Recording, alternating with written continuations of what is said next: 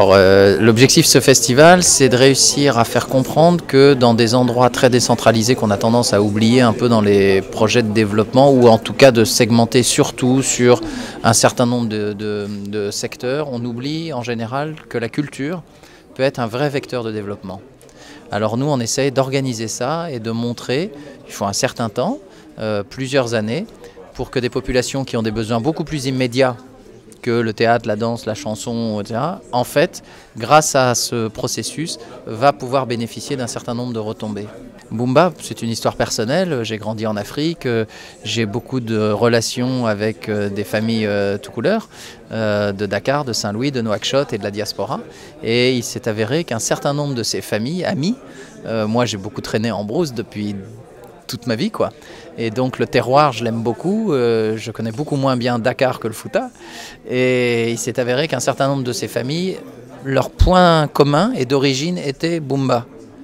Alors le jour où on s'est décidé de faire quelque chose tous ensemble, ça pouvait être pour moi, dans mon histoire personnelle, Kabumba. Bon, ce qui est visible pour vous, médias, c'est les grandes stars de la chanson, parce que c'est évidemment eux qui vous attirent. Donc on a eu Baaba Maal, on a eu Youssou N'Dour, on a eu Ismaël Lo, on a Omar Pène cette année, et puis on a eu Seun Kuti du Nigeria ou Bonga d'Angola cette année. C'est ça qui vous fait venir. Mais derrière, il y a aussi des grands noms de la danse, du théâtre, où là, cette année, on initie le cinéma. Alors Omar Sy est pris cette semaine, mais sinon, je lui aurais passé un coup de fil pour lui dire viens voir un peu ce qu'on fait là-bas. Mais on a reçu Germaine Acogny. Cette année, on reçoit en danse Tamango, qui est un des plus grands danseurs de tap dance au monde, et qui est le seul à être remonté aux origines des claquettes du tap dance, à l'époque où les esclaves enchaînés dansaient pieds nus dans le sable. Et lui fait sonner le sable. Et il va montrer là-bas à Bumba, à des gens qui n'ont pas grand-chose et qui n'auraient pas l'idée que la danse puisse les emmener bien loin. Il va dire, moi, avec mes pieds et du sable, je suis devenu une star internationale. Voilà. Donc il y a toute une programmation au-delà des vedettes visibles pour vous. Et dans cet événement, tous les métiers sont représentés, c'est un écosystème de métiers. Vous êtes là, ça donne envie à des jeunes, tiens, j'aimerais bien faire comme elle, d'être journaliste. Il y en a qui s'occupent de la logistique, tiens, j'aimerais bien être comme lui, ou eux qui sont derrière en train de monter des décors, tiens, j'aimerais... Et bien nous, on identifie ces vocations et on essaye le reste du temps, en dehors du festival, pendant les 2 ans qui séparent, d'accompagner ces vocations dans des filières professionnalisantes. La thématique, la direction artistique, donc ça c'est un peu ce dont je m'occupe étant artiste, la première année a été de présenter uniquement des artistes halpulaar.